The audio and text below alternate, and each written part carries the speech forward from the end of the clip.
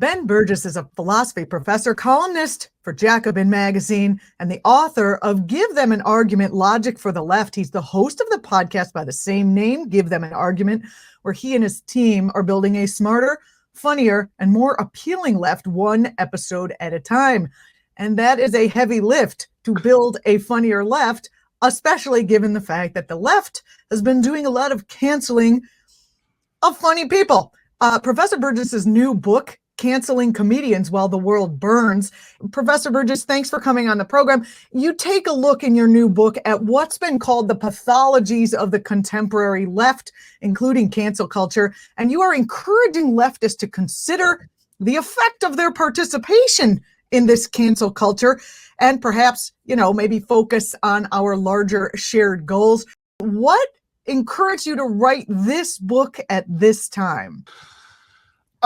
Yeah, I guess to start at the end of the question, and thank you for having me. I think that the book emerged from the fact that I felt incredibly frustrated at the end of 2019 when I started writing this about the ways that I was seeing a lot of people who I basically agreed with politically acting, and it's something that really emerged from that, and I will also say, just to show how much my crystal ball is worth, that there was a point when I was working on it in 2020 when I thought, look, this is, it's entirely possible that by the time this book comes out in 2021, Bernie Sanders is going to be president, because of that, DSA will be like 10 times its current size. There'll be all these amazing things going on. And writing a book about how the left gets in its own way with counterproductive moralizing nonsense is just going to seem like weirdly irrelevant. Well, lucky for you that happened. yeah, really dodged a bullet there. I think unfortunately, since the election, it actually seems more relevant, than ever in some ways, and I think that all of the things, that are being criticized in the book, I think what they have in common from my perspective is that they're all signs of the ways that the left has a lot of bad habits left over from the period of time in which we were really wandering around in the outer darkness. When somebody like Bernie Sanders in the US or Jeremy Corbyn in the UK, people I'd regard as good, honorable sort of left social democrats, were extremely marginal backbenchers, for most of their lives, and anything more radical than that was completely off the table. And so I think part of the long-term effect of that is that it makes people think of left politics not as a serious project to try to change the world, but as a symbolic performance of moral commitment to the left's program, which then often shades into spending all of your time interrogating whether other people are really as morally committed as you are, or as you think they should be. And that gets incredibly toxic and alienating to most of the people that we want to try to reach. Especially now that we're becoming more popular. I think you quoted some numbers in your book that there were 70,000 people participating in the DSA convention, when just a few years ago there was 7 people and a dog. Yeah. yeah, slightly exaggerated, but not that much on both counts. Yeah, exactly. Yeah, I mean, I think that I remember in 2017, I was a Central New Jersey delegate at the DSA convention, and even then it was pretty much if you were somebody in your branch who was willing to make the trip, they pretty much made you a delegate. Okay. You wrote about this in your book, and I was just dying, and I couldn't wait to talk to you. Because this book is worth getting. I suggest everyone pre-order, because it's coming out this Saturday. It's called Canceling Comedians While the World Burns. You talked about how a live stream DSA event for the world to see, for people who don't have the DSA's value system like Tucker Carlson to see. And you talked about, just tell a little bit of the story about what got played on Tucker Carlson's program to showcase what the DSA is to the world. Yeah. So the clips that he showed, it started with somebody announcing this long list of rules that you had to follow during the convention. One of them was no strong sense in something called the chill out room, and one of them. Sorry. Yeah. One of them. Is that where people who get triggered go to shake it off? What is the chill out room for? Just I have a lot of questions about the chill out room. I don't actually know how that works. But yeah, I guess that's a room where people go to chill out. Why they're chilling out is an interesting question. Well, it's weird. It's exactly goes to the point of the book, is because people in the same movement are attacking each other for like these little ideological differences, which makes the left seem and actually be this kind of cesspool of fighting and forgetting that we're kind of all on the same team, even if you're like a Marxist and the other guy is like the other guyist. Yeah. And it's also just like really weird because I think there's like a kind of like bureaucratic, like HR department kind of impulse there, like the chill out room, like why wouldn't the chill out room just be like going down to the hotel bar? I don't understand that, but whatever. Because alcoholism, that's why. Fair enough. And then another one of the rules was no clapping, because it's not impossible that out of the couple thousand delegates or whatever there were like 3 people who might have some extremely rare condition where they're particularly sensitive to loud noises, so nobody's allowed to clap. You just have to make this finger wiggling thing. Okay. Now but what about snapping? Is that too loud? I mean, most leftists do go to poetry nights, and they are aware of snapping as a way to show. Sorry, I don't mean to get off into humor here, but the outcome of this is what? Yeah, I mean, the thing that bothers me most about this, because there's a lot of things that you could say to like sort of defend DSA, an organization of which I am a member. From this, you could say that Tucker is cherry picking the worst moments, which he certainly is, because of course he is. He's the enemy. That's what they're going to do. But what bothers me is that the moments were given to him to cherry pick, and this isn't like something that happened because of some Breitbart thing where they like snuck somebody in with a hidden camera, to get this embarrassing footage. As you pointed out earlier, they were streaming this to the entire world, and no one there, at least nobody who, I mean, certainly there are people there who are having these thoughts in their heads, but like nobody who was talking had the thoughts like, is this really the image that we want to project to the world? Like, is this what we want to show? Workers the world unite, but nobody's allowed to clap. And then like later on, there's actually an even better thing. Like after the no clapping rule, somebody comes back and says that even like that, like, oh, because of the noise stuff, no crosstalk, like people having side conversations, can't have all this whispering and crosstalk. But that guy started by saying, "Hey guys, no whispering and crosstalk." So somebody else piped up to object that "Hey guys" was gendered language, and it strikes me that you're not allowed to clap. You're not allowed to use "Hey guys" because that's gendered language. We constructed something called a chill out room, which, as you point out, has some interesting implications. Like all of Here's this. The question, Ben. Why? I'm sorry. I'm like burning up. How come? Because I'm hearing sensitive, but not that I can't sit in a clapping room, and I just bring earplugs. How come they couldn't give earplugs or those things they give to sensitive children out at the door for the 3 people and let everyone else have their personal freedom? Yeah, that's a really good question. I mean, that does seem like the more natural solution, would be to buy like let's say 6 pairs of earplugs.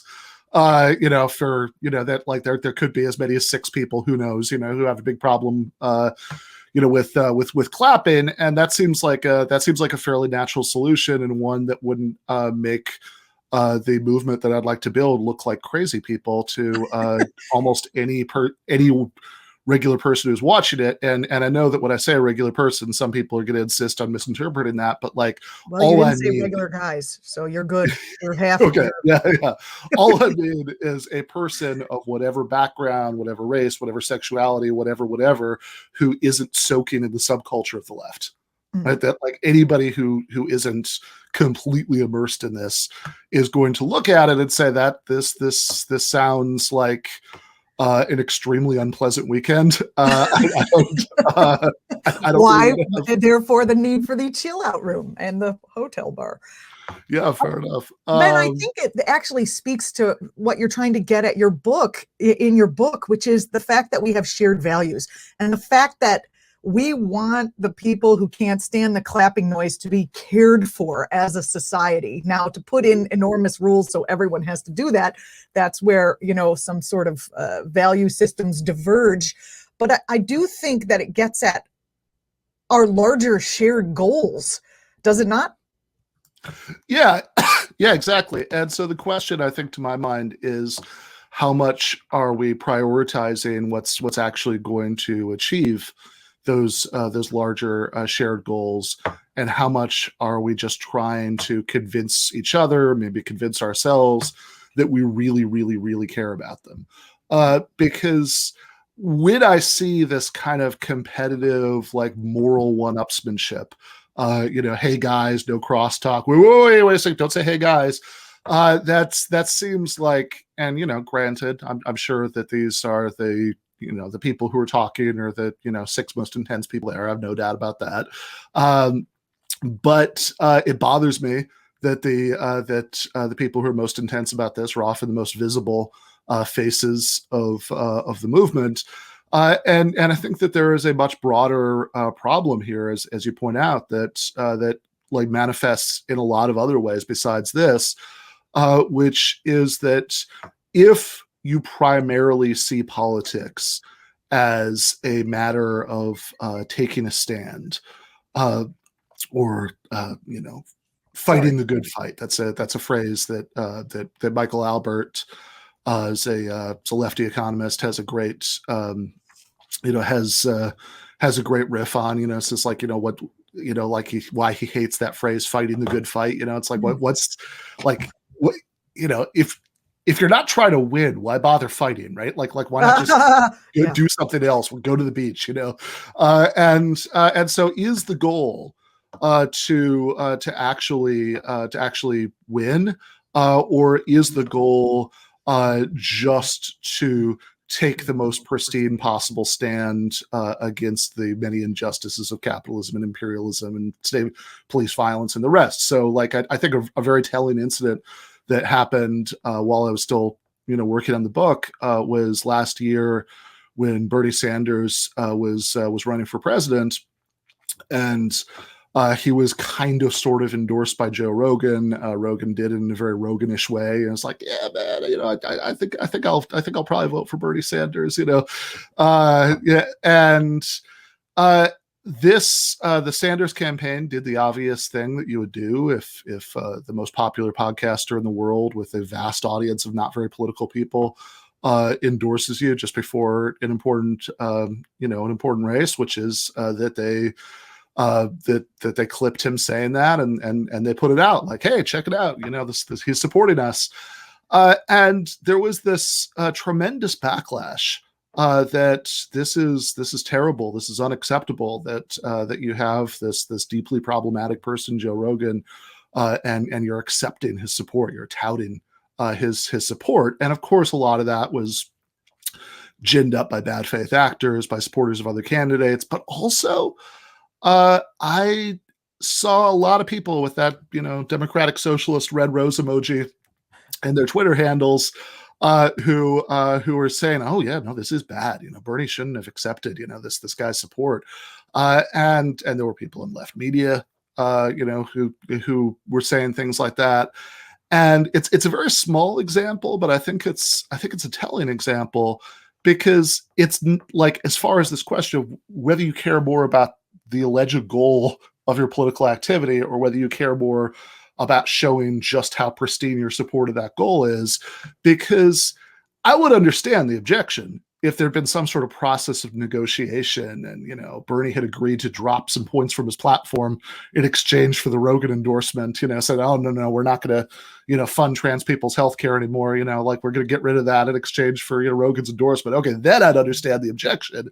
But of course, nothing like that happened. You know, he didn't have to give anything up in exchange for this. Instead, this incredibly popular figure with this huge audience, who has some, you know, like most people, you know, who aren't like weird political obsessives like us, you know, has some good takes and some bad takes and is kind of confused and, you know, whatever, like, so could land in any number of directions, and he's supporting you, which if your goal is to win so you can get everybody health care and stop the wars and all of that stuff, then you'd be overjoyed. But if your goal is to prove how amazingly uncorrupted your soul is, then no, right. because Joe Rogan is bad, and by the transitivity of badness, that makes you bad for accepting his support. And it seems like underlying this Joe Rogan Bernie issue is that these same people who want to crucify people who aren't exactly the same as them or who have deviated from what's supposed to be this moral purity, is that they want a morally pure political candidate. And many people saw Bernie as that morally pure guy who's been saying 1%, 99% for the, you know, socialism for the last, you know, however many decades since before many of these folks were born. Yeah. How can we get people to understand that politics is a dirty business and they're not going to find this sort of,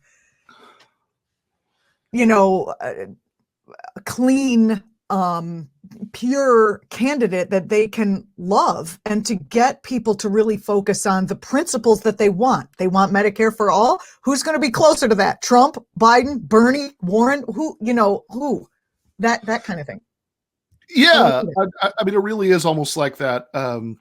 You know, that meme where you have like the on one side there, you know, people saying annoying, evasive political things, and the other side there's that little like line drawing face saying, you know, healthcare, please. You know, that like this is actually kind of how you should see it. And do they not see that they're working against it? They're like literally feeding the beast that would keep them from their own health care. Yeah, exactly. And I think that a big, you know, a big part of like of the issue here, because I could see somebody saying, oh, well, this is just a, you know, this is just a difference between like, okay, you say that, Ben, but, you know, I'm to your left because you're talking about like electoral reformism and I'm talking about this or that. And I would say that any political strategy that is employed in the real world is always going to be confronted with dilemmas about power and achieving power. And I mean, no matter whether your strategy for achieving that is like, you know, armed insurrection in the streets or winning an election or whatever, right? You know, general strikes, whatever it is, right? If you're successful or you come remotely close to being successful, you are going to run into dilemmas like this. I mean, you know, you can imagine the, you know, people in like Russia in 1918, you know, saying, oh, you know, look at all the compromises, you know, that Lenin had to do, you know, to stay in power. He, you know, negotiated this bad peace treaty with Germany, and, you know, and they're like rehiring some like generals for the old army to, you know, to win the, you know, win the Civil War. You know, just total sellouts, man. You know, like, and I think that, again, I think anybody who's serious about achieving power has to be willing to think about trade-offs and like allying with people who are imperfect vessels for what you want. But also, I think that in this Rogan case, it's particularly telling because those dilemmas weren't even really there. Again, it's not like Bernie Sanders and Joe Rogan were forming a coalition government and like negotiating about like what, you know, what their first 100 days were going to be or something, right? It was just, you know, this person who's right about some things and wrong about others, and likes conspiracy theories a little too much, and tends to nod along a little bit too much to guess, but like also has not committed any war crimes, like like he's a podcaster. And, Right. That we know, Joe. said, I'm going to vote for you, and you said, oh, cool, thank you for your support. That's it, right? Like that's that. Well, that I mean, and he has a libertarian following, and some of those people were like, oh, we kind of like Bernie, and they needed a little push over the edge. Yeah, and again, that seems like that should be good, because if you want to win anything, an election, a union organizing drive, a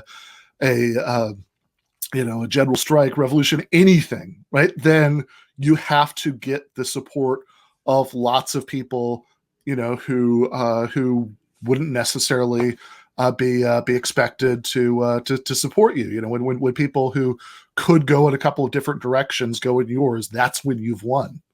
We're speaking to Ben Burgis, author of Canceling Comedians While the World Burns, philosophy professor. I do want to get back to the comedians part of this conversation, but since we've made inroads into sort of this psychological area of why people are doing this, which is, a lot of it is they've just forgotten about strategy to assuage their own sort of egotistical feelings. You didn't say that, I did. So if you want to yell at me, you can yell at me on Twitter. That's fine. What's missing, I think, is a kind of bonhomie, right? For the other side, this respect for the dignity of the other, even the neo-fascists, not because they deserve it, but because if you dehumanize them, you are doing to them exactly what they are doing to you or other marginalized groups that you are, in accordance with. And just understanding and compassion is not for these people, it's for us. And it provides the strategic advantage. If you know where someone is coming from, you can more easily figure out a strategy of how to undo what they're doing. So you can have this respect for humanity and make sure there are boundaries, a rule of law, systems in place, but hating them is basically just doing to them exactly what you don't want them to do to you. It's not a popular attitude. What I'm saying, it holds up a mirror to our side about how the fact that they have this lack of compassion that they're showing is actually also on our side. And I think that this got totally inflamed under Trump. And I think that was his purpose, kind of like leading us lambs to slaughter. Your thoughts about this? Yeah, so first of all, yes, please yell at Julianna on Twitter about what she just said. But I'm sure you will. Julianna Polano at Twitter. Yeah. Yeah. I mean, I think that this point about basic respect for humanity is really important. And I don't want anybody to get it twisted, because the point is not that Jeff Bezos can be, convinced to, give up his billions by having a very civil conversation and appealing to the better angels of his nature. But I think that, you can say that, right? You can be realistic about power and struggle and all of that stuff.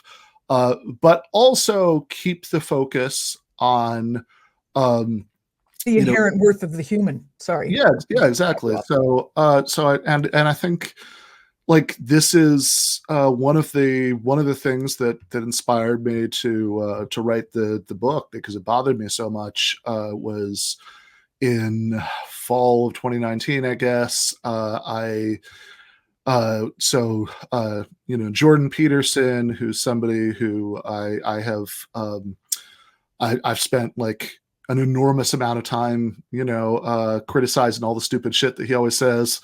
And this is something I've been doing for as long as I've been doing, what I do, and I don't plan to stop doing it. Right. I mean, I think his views are nonsensical and reactionary, and I've put a lot of time into explaining why. But in fall of 2019, he went into rehab after he had it turned out that he'd gotten hooked on benzos, which he'd started taking because he was like had sort of been spiraling into depression because his wife at that point had been diagnosed with cancer, and so I tweeted what should have been the least controversial thing I've ever tweeted, like the most anodyne, like whatever thing ever, which was I believe this is the exact wording more or less. I obviously couldn't disagree more with Jordan Peterson about everything, but honestly, all I'm feeling right now is that I is sorry for him, and I really hope he gets the help he needs. That's it. That was the whole thing, and and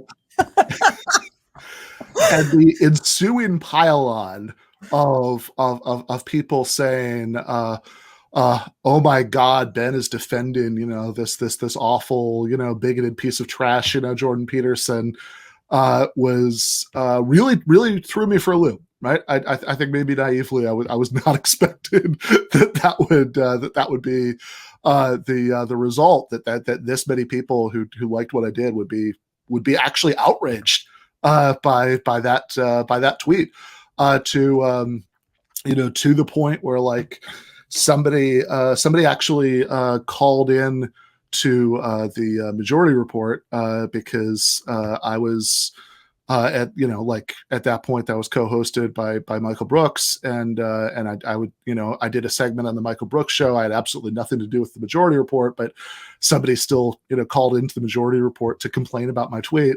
And I remember, which is like just an amazing, it's like, all right, got to call someone's manager if we can't find your, we're all Karens. Yeah, we'll find a manager's manager to call into, and the toxicity of that whole thing just really threw me for a loop in exactly the way I think that you're getting at, right? Because of course there are people. Did Sam protect you? Just did he have your back? Yeah, he actually did. He said like Sam, give him some credit for this. Sam's response was to kind of make fun of the idea that anybody would call in to, to call in about this. He's like, I don't know, Ben, why are you why are you calling me to complain about him? We're talking about Medicare for all. Why are we talking now about this guy having compassion for someone who he doesn't agree with? Yeah.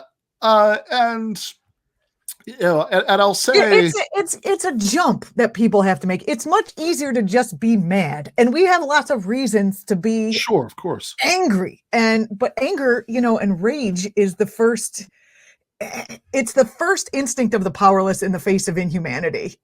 It has its uses as an alarm, but it's a losing strategy over the long haul. Has very little power in it, and it's being used against us. We have every reason to be angry, but it's being used against us. Yeah, I mean, what I would say is that there are more useful and less useful ways to channel that anger. So of course, there's tons of stuff that's worth being being angry about. Like if the fact that there are all these millions of people who who don't have health insurance, that been fighting in the Middle East for the last 20 years, all this stuff, they died just recently because Trump never did anything about or their mom died or their sisters, Yeah, totally right. They have, because the criminal negligence about COVID, all of these things are absolutely worth feeling white hot rage about. Agreed. But the question to my mind is, in what direction is that rage going to be channeled? And to my mind, the point of being a leftist, is that you think that the place it should be channeled is primarily about systems and structures and institutions. Because after all, I mean, this is the fundamental difference, should be the fundamental difference between, you as a good democratic socialist and your uncle who leaves Facebook comments about how, minimum wage workers should just take responsibility and, pull themselves up by their bootstraps. Yeah, exactly.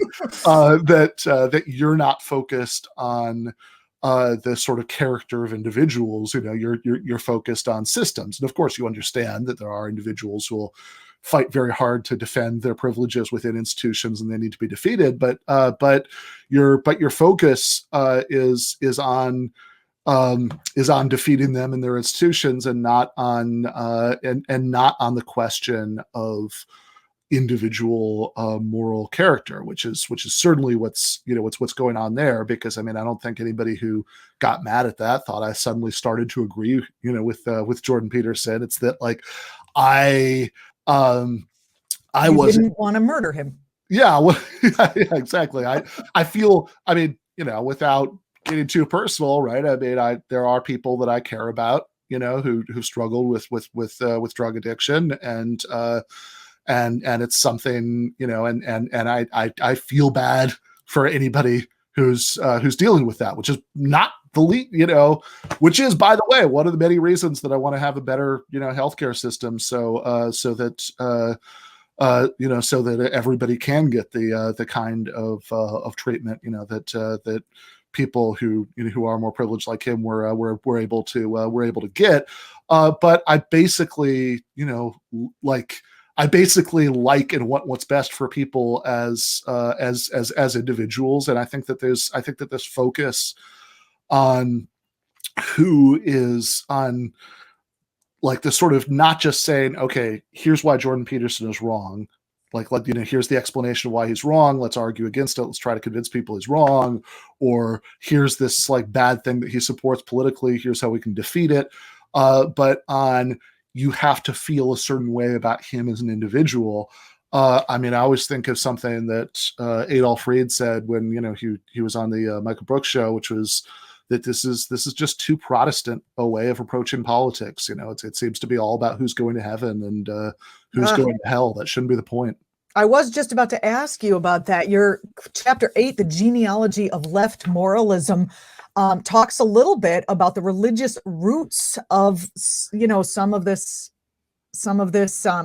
current thing that we're living through, whatever you want to call it. The idea of enjoying watching people suffer seems not necessarily like what the party of love and compassion and anti-war would be for. Yeah, right.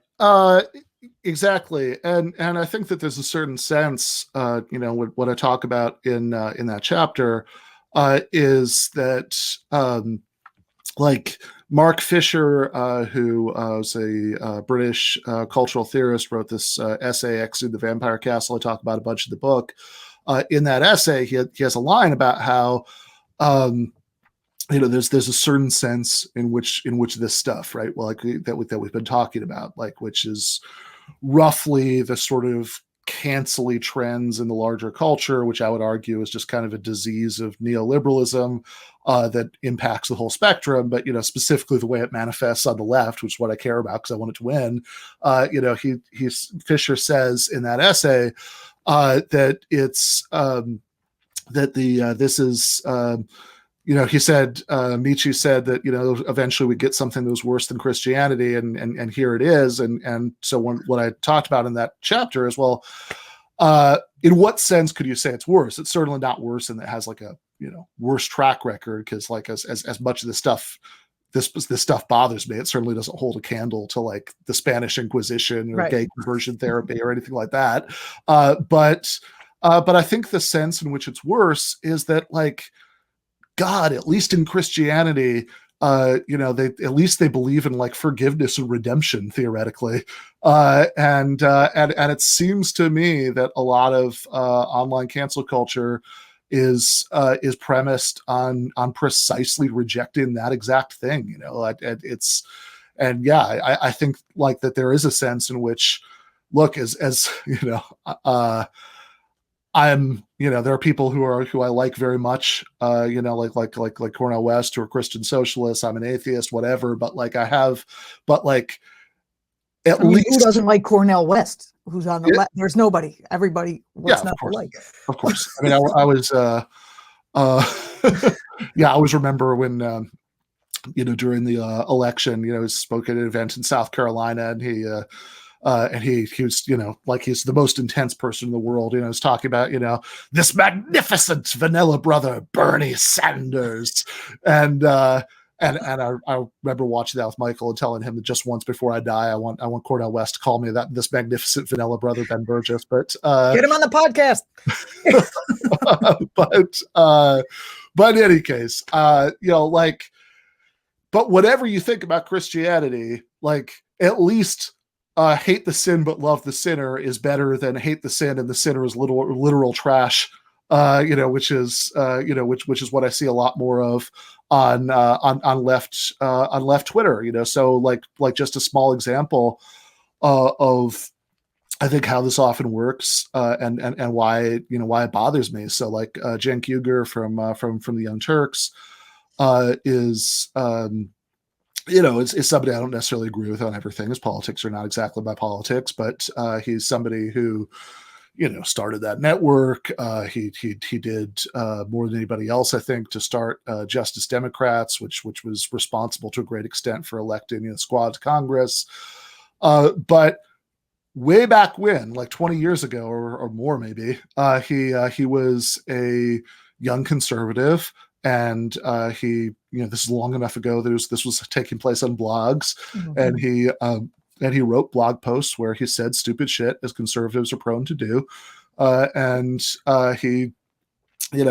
he said sort of like obnoxious, macho, swaggering, kind of sexist things, and in the decade since then, he has moved so far to the left from his position then that he started the Young Turks and the Justice Democrats, and he's also profusely apologized for these ancient blog posts many times. But it seems like once every several years, somebody digs them up when they're mad at him about something, and they use them against him, and they say so he had to step down from his position of Justice Democrats because of one version of this. A few years ago, last year, he was running for Congress, and there's some he said, she said, I think, about exactly what happened here, but somehow or another, he went from being a candidate, in that congressional primary who was endorsed by Bernie and a bunch of other prominent people to being a candidate who's endorsed by no one, and then basically that fizzling out again because of these ancient blog posts. And that just seems like a hell, like, okay, so we've been kind of talking about the morality of it, but forget that for a second. Just talk about it on a strategic level. Like, what kind of message does this send to all the people that we want to convince? Hey, if you disagree with us and we convince you and you come over to our side, we'll still never forgive you.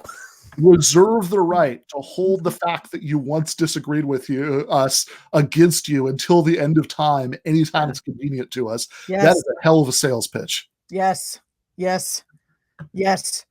Oh, there was a mic drop moment for me in your book. And it was just in line with something that you just pointed out, which I don't think people are actually thinking of.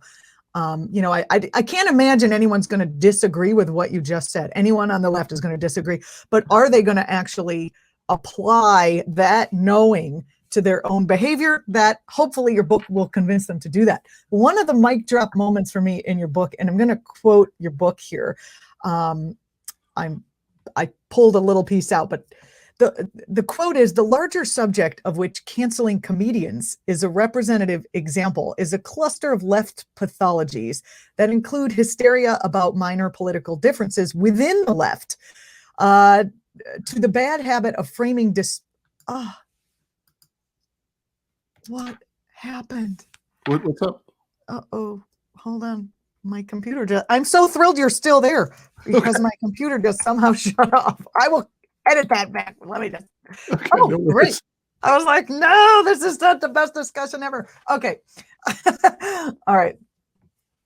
So the quote is, the larger subject of which canceling comedians is a representative example is a cluster of left pathologies that includes hysteria about minor political differences within the left and the bad habit of framing disparities between different groups, primarily in terms of introspective psychodrama about, quote, unearned privilege. And then this was the mic drop moment, as if the absence of oppression were something that had to be earned. I literally I'm reading it on my iPad, and I was like, oh, he's going to take some shit for that. Because did you feel anywhere in this in this book that you were going to get yourself in trouble with the forces of cancellation?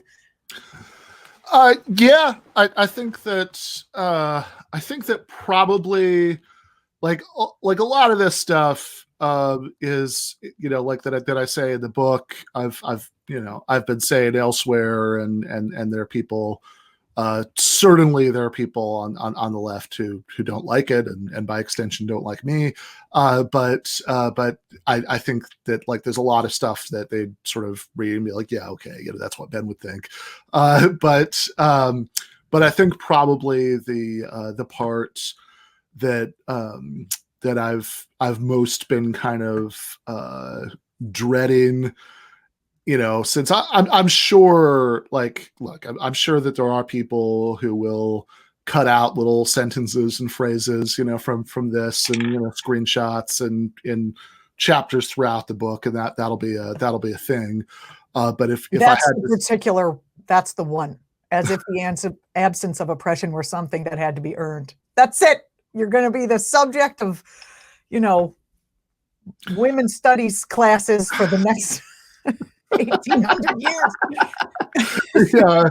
So after you've done, yeah, I'll be in between. You have tenure, right? You're good. No, I sure don't. Oh, no. Okay, I'll cut this part out. No, it's fine. Yeah, I've been. Yeah, I've been an adjunct for a long time. Right now, I'm technically not, but not that different from one. But in any case, but me yeah, too, man. We're in the same boat. That's a whole nother interview about that. But anyway, yeah. So yeah, I'll be in between, you know, Judith Butler and you know, Simone de Beauvoir in the women's studies syllabus. The why Ben is very problematic unit. But no, I think that, like, probably the chapter of the book, if I was like, if I had to say, like, what's the thing that I'm most kind of like dreaded, the people who are looking to take something the wrong way, taking it the wrong way, it would be the one at the very beginning, the opening chapter that's actually about the comedy wars. okay, let's get into that. And I do appreciate your time, and I know you don't have all day to stay here on the line with me, but as we round the final lap, so as a stand-up myself, as a comedian who has organized the comedy show at the Left Forum, a humorless place. I mean, not all, but a lot of people are fairly humorless who come to that. Yeah. And the left has this reputation of being humorless. This is just such an interesting, that is what I have found, that it's very hard to find people willing to actually have humor. Can you talk a little bit about why that might be? Yeah, I mean, I think, of course, you know, there are very, very funny people on the left. Yes, but the audience doesn't want to laugh. There's enough of us who are funny, but the audience. Yeah, so I think that there are like, and I think that the people maybe who had sort of built the best audience around that, because you're right, of course, there is often like a weird divergence there. Like,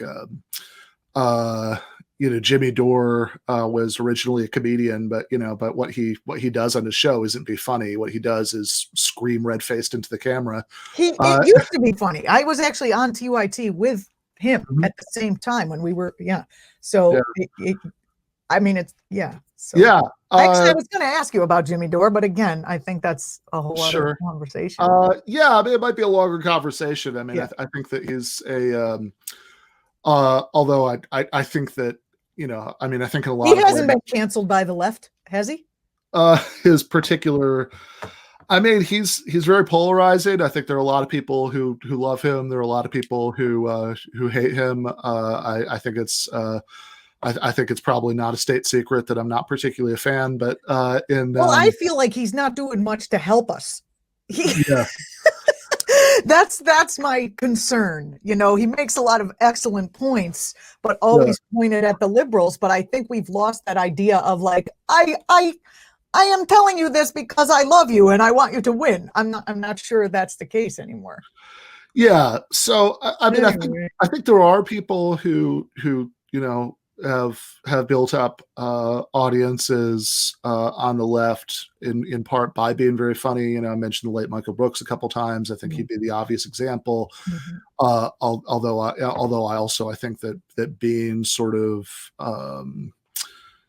you know, charismatic enough and appealing enough on enough other levels that, you know, you could kind of get away with being the white guy who did the Nation of Islam Obama impression is, you know, like, it's a rare gift. But I think, but yeah, I think that of course, you know, of course, not all, you know, leftists you know, are humorless. I've known plenty of very funny people, you know, who do this. But what I do think is true is that there is a particular way that American progressives tend to often about comedy that. And I know that one of the objections people make sometimes, oh, Ben, you're not really talking about, you know, leftists here. You're talking about, you know, the libs. And there's some truth to that, right? Especially in this part of the book, but also one of the big claims of the book is that the distinction between the two is not always sharp in practice. That I think there are a lot of bad habits that people on the left sort of get from the, you know, culture of American liberalism. And so I think that if you look at how this operates with comedy, you get this like really weird phenomenon where people with like really good progressive inclinations are just incredibly moralistic and weird about comedy. So I talked, for example, in the book about the reaction to Dave Chappelle's special Sticks and Stones, and yes, that was excellent. I love that part of the book. My reaction to Dave Chappelle's Sticks and Stones was, oh my God, he said that. You know, there's this liberation. What is comedy for is the issue. And a lot of it is just liberation of the id. Yeah, no, absolutely. And it's not, and I think the one thing that comedy is definitely not for is like taking a clear position and arguing for it. Because if you're doing that, you're writing an essay. You're not, you know, you're not doing stand-up comedy, certainly. And there is this weird insistence on like reading like the bits in Sticks and Stones as if Dave Chappelle were writing essays. Here on Reflection is exactly what I think, you know, about these issues. Which, if he was doing that, it would be terrible as comedy because, of course, what he's actually doing is he's milking humor from the sort of ambiguities and rough edges of sensitive subjects, which is what he should be doing. That's the job. And I think that part of the confusion here, right? Part of how people end up sort of responding to stand-up bits as if like, you know, Bill Burr were running for the National Political Committee of DSA and that's where his candidate statement that, you know, that he's giving you and, you know, Paper Tiger is I think what it comes from is that oftentimes I think in the American progressive imagination, there's this idea that comedy can play a political role that it just can't, right? Like, and I think I say that as somebody who really likes comedy, who gets, you know, who gets excited. Oh, hey, there's a new Dave Chappelle album out. I want to listen to that, you know. But I think that what comedy is it's a form of entertainment, and at its very best, it's a form of entertainment that rises to being a form of art. That it's something that, you know, that makes us think differently about the world because it sort of, you know, puts a little mirror at a right angle, you know, to our experience of it, and it makes us, you know, and it maybe, you know, does something about the, you know, human condition even. But all of those are good and valuable human things. But what it isn't is in itself a tool for bringing about political change. That's not. That's fascinating. Yeah. That's really not. That's really not what it is, and really, it's really not what it can be. But I think a lot of American progressives end up thinking that it can be, because I mean, look at how many people followed Jon Stewart to Washington D.C. for his I was there. rally to there we go. Rally to restore this is an sanity. area of the book that I found your perspective both fascinating, and it also diverged from my own perspective. So I'm glad that you brought it up. You said in the book that progressives see comics as speaking truth to power, and actually we're speaking truth to 85 tourists in a dark Times Square basement, or 110 people eating nachos at the Woodfield Mall in Schaumburg, Illinois. But there is this feeling of liberating the truth when you say a truth, right? Mm-hmm. Or the truth as you see it. And then the laugh, that's how you know you've connected and been heard. So the whole point is to connect through laughter and be heard. And I do think comedy can actually change the world, because for better or for worse, Jon Stewart made us all feel better and smarter during the Bush years. He was actually the news for many, many people. They just watched him. They didn't actually watch mainstream media.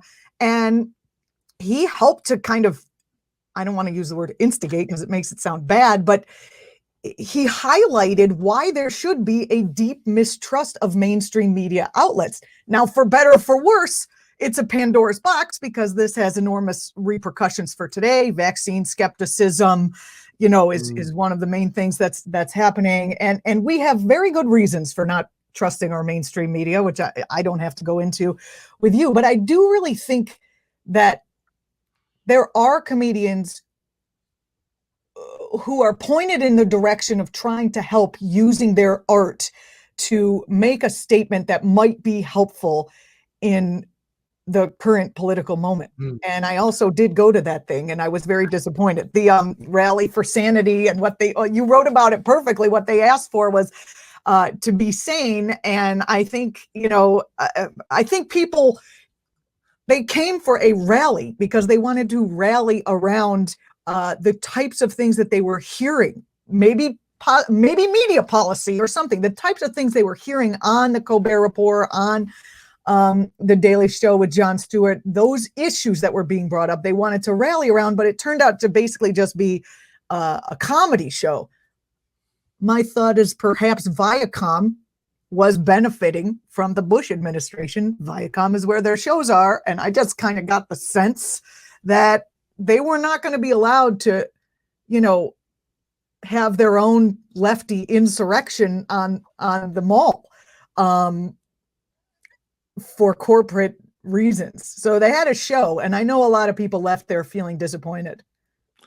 Yeah. So I guess I would say that it is certainly true that there are comedians who are like making comedy that comes out of their political preoccupations, and it's something that, the same way that there are people who are novelists, who are like writing novels where that like literature comes out of their political preoccupations, and that one of the things that any of these art forms can be good for is helping you to see the world the way that the artist sees it.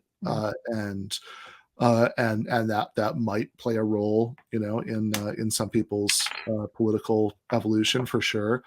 But I also think that it's not I think that it's kind of a mistake to think that like you're going to, just because somebody has the knack of like doing a really great Bush impression, on Comedy Central, that therefore that like they're going to be a particularly like insightful political commentator in that case, because oftentimes, sure, so comedy can help convey the comedian's worldview, but also, just because somebody is a good comedian doesn't necessarily mean that worldview is going to be nuanced. shall we say.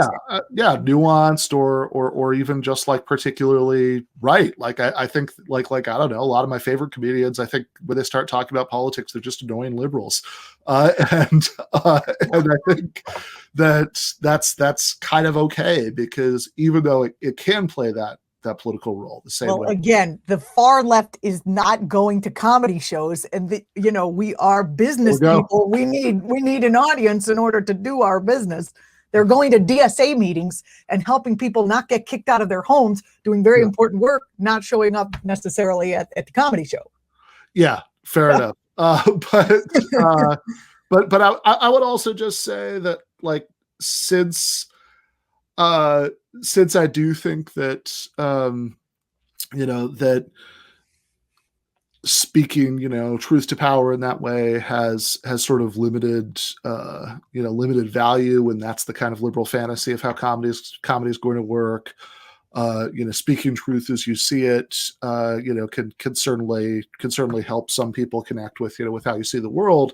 But I also think that, like, when it's like there's a fine line, because you can make good comedy that's based on your political preoccupations, but also to the more the point is to, like, convince people that you're right, then I think the less valuable that is as comedy. I think the less funny it's probably going to be, and also I think that it maybe misses some of the point of what it's best at, right? Like, I mean, I guess my maybe simple-minded perspective is, if you want to change the world, organize a union, join DSA, whatever. Like, if what comedy is best at is changing our inner lives by making us see ambiguities and contradictions and absurdities, that we would otherwise miss, and making us more interested in people because of that. When I was hosting and creating Absurdity Today, I saw my role as supporting the movement and edutainment, educational entertainment. I mean, coal black lung was one of the things I did a whole big segment on, and it's not the most interesting piece, but I felt that you could reach more people if you can keep their attention in this sort of attention, this attention economy, with the humor parts. And also I felt like what I was trying to do was to harken back to our conversation about rage and anger. Anger burns people out, and humor can kind of be a balm for that, so that people have the energy to fight the next day, to feel connected to other people who have their same opinion. It's the same as, like, why do I put a Black Lives Matter sign on my lawn when I'm surrounded by Trump signs? Aren't you afraid to put that sign? These are questions I've had. Aren't you afraid to put that sign on your lawn? Well, when I drive through Trump country and I see a Black Lives Matter sign on someone's lawn, I'm like, oh, thank God, it's not just all Trumps. There are people, I feel like it created sort of, I was doing it to help support the movement. Well, I mean, I think maybe we could also make a distinction between, like, sort of doing pure comedy for the sake of comedy, which is something that I really value and wouldn't want to go away, and then using comedy as part of a representation of a political message, which could also which could also be valuable. I think that they're different things, but I think they could both be valuable things, because and I think the reason I think the way in which the second can be a valuable thing is I could see your point that it can that it can be like, just sort of, it can help people get through all this, which can be difficult. So you're not just, like, sort of burned out by constant anger. That makes sense to me. And the other way in which I think it can be valuable is that it just makes us seem more appealing to normal human beings who would prefer to hang out with the people who they're going to who seem like subversively fun and like they might make them laugh than they are to hang out with the people who seem very angry and like they're going to spend their lives, trying to monitor each other and and come up with with slight deviations that they can get mad at each other about. And this is also, I think, and I actually really like your metaphor about the lawn signs, because that's part of how I think about the point of the book. Because, like, why is this something that is worth doing, is worth pursuing, is worth writing about? Because of course there's like the obvious, like there's like the obvious retort. It's like, oh, so you're like complaining about canceling comedians while the world burns, which I would say, I would say two things about, right? One is that I think there are people who maybe fall prey to some of the things being criticized in the book who are like well-intentioned people who share my goals, who could actually potentially be convinced to do better, and I'd like to try, and at least convince whoever can be convinced. But then the other thing is, let's say for the sake of argument, nobody could be convinced to do better. That this would, as far as the people being criticized, that the book falls on entirely deaf ears. Now, I think that's too pessimistic, but running with that for the sake of argument, I still think it's valuable to talk and write about this stuff for kind of the same reason that it might be valuable for people to, who are driving through that neighborhood to see that one Black Lives Matter sign, because it usefully sends the message to people that we're trying to appeal to that that there are some leftists who hate all of this shit just as much as they do. Anyway, I absolutely loved the book. It's Canceling Comedians While the World Burns. I encourage everyone to pre-order it. It's coming out this week on Saturday. So go get it if you're watching this after Saturday. Ben Burgis, philosophy professor, columnist for Jacobin magazine, and the author of Give Them an Argument, Logic for the Left. That's the old book. Host of the podcast by the same name, Give Them an Argument, where, by the way, it's like a late night show for lefties. It's amazing. I love what you're doing there.